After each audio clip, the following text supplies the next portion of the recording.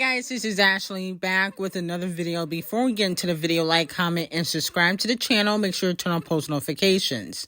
So Çkbäłłëd is going through a midlife crisis, and she continues to troll and go after fans because her career is hanging by a piece of thread. So Çkbäłłëd had a video a few months ago where she said that she believes that Kamala Harris is supposed to be president, okay? As we know, Joe decided not to run for president. And a fan commented under the video that she had posted on Instagram, she can predict everything but Offset's cheating. Çkbäłłëd responded and said, "Why every topic I talk about, y'all always want to bring up my marriage issues? Like, okay, there's more to me than that. Not really, no shade. You're really only known for Offset cheating on you and your lack of talent. And your multiple faces, too." Then she said, "Did you predict when your daddy was going to die? Damn." She said, "'Cause he's dead, ... See how I can be mean too? I wasn't trash talking nobody, just making a light opinion about politics." Now, in my opinion, I feel like that wasn't even being mean. That was a very low blow. And had all of the cheat was just put on blast a few months ago for making one of his side chicks get rid of a baby, okay? So we can talk about that dead career and how your recent single flopped. If you want to talk about something that's dead, it looks like your career is basically not alive, because at the end of the day, your recent single with Rob 49 just flopped, okay? Nobody cares about that single. You did all that ranting for no reason because nobody's checking for the single. You was double cheeked up with that plastic booty on Instagram Live, twerking. Still nobody cared. You got dragged for the video. So that person better than me, because I would have took it all the way there. Not only that, Çkbäłłëd also goes back and forth with the Paris influencer that, she was dragging a few days ago, because the Paris lady said that she had DM off the cheat. One DM was from last year, and he has not responded. I don't know why she would post this. It's kind of embarrassing. But she said, "I heard you was single now. I got some things I want to do to you. When you get free, let me know. We can go over the details." What? Wait, what? Oh my goodness. Then she said, "It looked like Six Flags. I want to go. Okay? Yeah, he didn't respond to those DMs, or I don't know if he deleted them, but I don't think he responded. Çkbäłłëd was not happy about this, considering that she does get cheated on all the time. Usually by, girls that do get BBOs, and I don't think Paris has a BBO. So Çkbäłłëd responded and says, "So the whole time, this is what it was about. You made it about my album, my plastic surgery, my marriage, and all because you wanted to sleep with my baby daddy. Y'all weird." Then some more screenshots were posted of Paris on Facebook thirsting after off the cheat. And Çkbäłłëd said, "I know, right? This is why she came for me so hard. But she made it about my album." Yikes. I don't know why women want off the cheat, to be quite honest. No shade. He's not even the most talented Migo, is Quavo, in my opinion. And he's not the cutest one, is Quavo. And on top of that, he's flopping. So I don't understand why people would want off the cheat. Let Cardi B have him. To be quite honest, I'm not going to be dating nobody with 3 or 5 children. He got like 3 baby mamas, 5 children. That's too much work and baggage, in my opinion. But low-key, maybe she was trolling, but these DMs are from last year. So now moving on to Ckiminaj. It looks like Azalea Stanks is accusing Nicki of subliminally blackballing Meg and Icespxce and kind of sabotaging them. She wrote on her story and said, "Ice and Megan, you think Nicki got in LaChapelle's ear to absolutely make the ugliest, most racist, despicable cover arts for you two. So basically, Megan and Icespxce both used LaChapelle for their album covers. I think Nicki used the same photographer for her pregnancy photos, and she's being accused for basically sabotaging their covers. Okay. They did have the worst art covers for albums, no shade this year. But I don't think it's because of Nicki Minaj. Stanks continued and said, Ice, the effort put the name of your debut on a trash can. Made a prop garbage, obviously tried some MAA barman-ish by making your butt even bigger as if you're some zoo attraction in the 1800s France and like you're selling coochie on Gun Hill Road. After you gave her the opportunity to be eligible for a Grammy for the second time. So she basically saying that Icespxce gave Nicki the opportunity to get a Grammy nomination for Barbie World.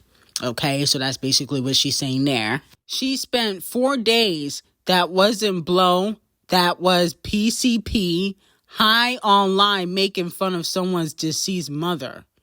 While she talks ish about everyone's mothering skills, but is the only rapper getting high on neighborhood crackhead drugs? Wait, what? And hasn't had enough respect for herself to not be completely blasted in front of her child. What? Both of y'all need to collab and throw the wrench back at Nicki because she's not tough and she has done nothing but disrespect you both. Please collab or have a sleepover and be friends. Oh my goodness, this is the dumbest thing I've ever read. She wants Megan and Icespxce to team up on Nicki Minaj? Not to pass around and one of the most untalented female rappers to exist to team up. Wow, wow, wow. I think people like to blame Nicki Minaj for other female rappers' rollouts, but I don't think this is Nicki Minaj's fault. Ice admitted that she did not pay LaChapelle, and so that's probably why it was cheaply done, because she didn't pay him. She admitted that he did it for free. And Megan just don't have the budget for a nice album cover. That has nothing to do with Nicki Minaj. The best album cover so far this year was JT, and JT don't even get a big push, but that album cover was fire. Now, the female rapper with the most monthly listeners on PLO5 is Doja Cat, 53 million, Nicki, 47 million, Jeannie or Jenny, 32 million, Cardi B, 31 million, Megan, 31 million. So congratulations to everybody except for Botch and Pregnant. I don't even understand how she can have, 30 million and she don't have no album out. She don't even have a discography. She only got one album. I don't understand how she have 30 million.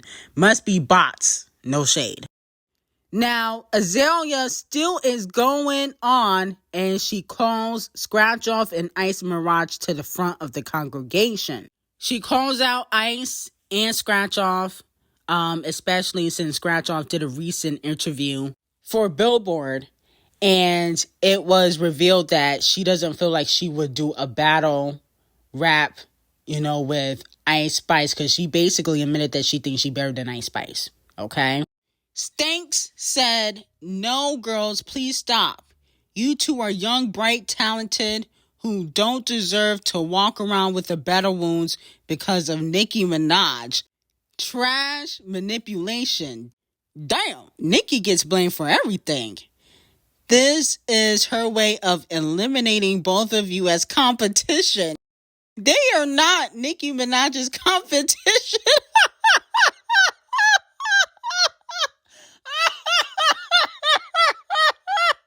She said Nicki is eliminating the competition, people that can't even sell 200,000 first week. Wow, wow, wow. She said black girls work hard against so many societal pressures and often with their certainty, pure sentiment of wanting to work to move our families into non-environmental polluted areas. Escape the manufactured poverty unkept and dangerous neighborhoods our people come from, okay? Well, I don't know if Scratch Off is from the hood, but either way, Ice Spice and Scratch Off are mixed. You know, I wouldn't consider them black girls per se, but I guess I can see what Stanks was talking about. But how is Nicki trying to eliminate the competition when they're not even her competition? That don't make no sense. Now, speaking of Ice Spice and Central C's Did It First is expected to debut around number 63 on the Hot 100. Okay, let me know if this is a bop or flop for Ice Spice. I feel like with all the controversy, No Shade, it should have debuted higher. At least top 40. With all the controversy about you allegedly stealing Central C from his ex-girlfriend, even though this is a PR relationship, y'all hanging out together, posting pictures together. You know, I feel like this is the best you can do. And you had a music video and radio. Interesting. Now, moving on to JT, City Cinderella. By JT becomes the second female rapper album with the most number ones on Apple Music worldwide this year, surpassing Megan's album. Okay. City Cinderella has 7 number ones on Apple Music. Megan had only 5. And then Gorilla Glue only had 1. If JT had a bigger backing than Megan Thee Stallion and Gorilla Glue, I mean like a bigger push in the industry, she can take over the charts because she really do got bangers on this mixtape. If y'all haven't listened, y'all need to listen. She really do got bangers. Like, it's sad that she might only do, allegedly, they're saying 5 to 10,000 first week. She really should be doing more. Now, moving on to Queen B, Billie Eilish, Birds of a Feather, remains at number 1 on the global Payola chart with 8.5 million streams. It's its 10th day at number 1. And a lot of fans feel like Billie and Charlie XCX album had more of a cultural impact than the chart obsessed racist and Queen B. That's what they're saying on social media. Now, even though I do like Billie's album a little bit more than Cowboy Carter, I don't think Billie influenced the culture more than Queen B. Okay? No shade. I feel like Queen B definitely influenced and put the spotlight on more black artists in country. Okay? Billie's not doing that. Let's just be all the way 1,000. Y'all wasn't checking for Shabuzi until Queen B collaborated with him, and now he's going top 5 on the Hot 100 and possibly getting a Scammy nomination, not just for Cowboy Carter, but also for his hit single, the bar song, Tipsy. Okay? That was a Queen B influence. Y'all wasn't checking for Shabuzi like that. No shade. Or Tanner Adele. Okay? Even at the EBT Awards, they had all these black country artists performing at the EBT Awards. They wasn't doing that before Cowboy Carter. They wasn't. I've watched a lot of EBT Awards before then, and, you know, it was because of the influence of Queen B. So she definitely doesn't have more influence than Queen B on the culture, but she did put out a better album. But I also feel like it's hard to kind of switch genres like that. You know, you got to give Queen B A for effort for, you know, trying to switch genres. And it wasn't even a fully country album. You know, Queen B has more of a soulful voice. It's very R&B soulful. So when she sings, you don't automatically think country. Okay? And I just don't think that Queen B is meant to do country music. I think her lane is R&B, but I do appreciate the fact that, you know, she did give a lot of black artists shine, that do country music. Okay. So you got to give her credit for that. So we got a new segment on the show called Give Them Their 10.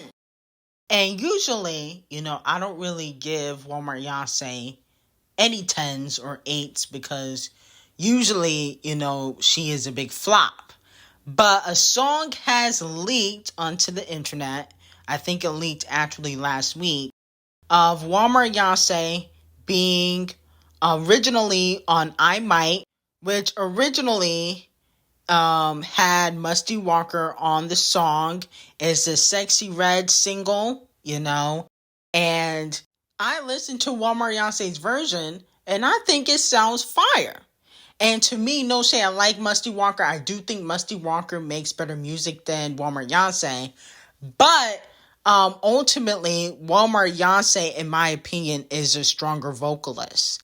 And I just feel like, in my opinion, that, she got a slap in the face for not being on the song. She was replaced by Musty Walker. And I think that it was ultimately sabotage because she killed the single, okay, in my opinion. And I feel like, a lot of artists probably don't want to work with Walmart Yonsei because she cannot help them chart. But we got to give Walmart Yonsei her 10s because she killed it. Now, Walmart Yonsei's version is on YouTube, is on X. Let me know if you guys listen to it. And I think that, honestly, I prefer Walmart Yonsei vocally over Musty Walker. But Musty Walker does make better music. She has better writers. So let me know how y'all feel about that. Now, moving on to Bia. Bia dropped a snippet to, I guess, a song that she is going to drop. I don't think it's out yet. Okay. Let's take a listen to what she got to say. I got Chanel on the feet, that's why I'm charging 100 to walk on the beat. I made $1 million a week, I got receipts, so I told her to read it in week. And I understand the street, bitch, me, you could put it to sleep. I'm hearing me every time they speak. I'm like, Rich, what's next? It clear, the check. We in Vegas off the jet, caught a ticket on a bet. I'm not SOD, but flex on me and we got stacks on deck. I'm the one that come collect. Hey, I need. So let me know how y'all feel about that. Now, here's my thing with Bia. I feel like she got to switch something up. Because what she doing now is not working. I feel like Bia should be bigger than what she is. She light-skinned, she pretty, talented. She can write for herself. She can write for other artists. Why aren't people supporting her? Okay? And I think it's because a lot of people think that her music is boring. Or she's not as enthusiastic as, other female rappers, okay, when it comes to their flow or their tone on the songs. But I think she definitely has to switch something up. Because I'm like, Bia never really became mainstream. And she's been in the game since 2011. I knew Bia before Ckiminaj even knew Bia. Bia used to be on Sisterhood of Hip Hop. And I was like, I can't wait for her to, blow up. But it looks like she ain't never going to blow up. And she needs to change her sound. Okay. Now, she had that little buzz with A Whole Lot of Money and A Whole Lot of Money remix.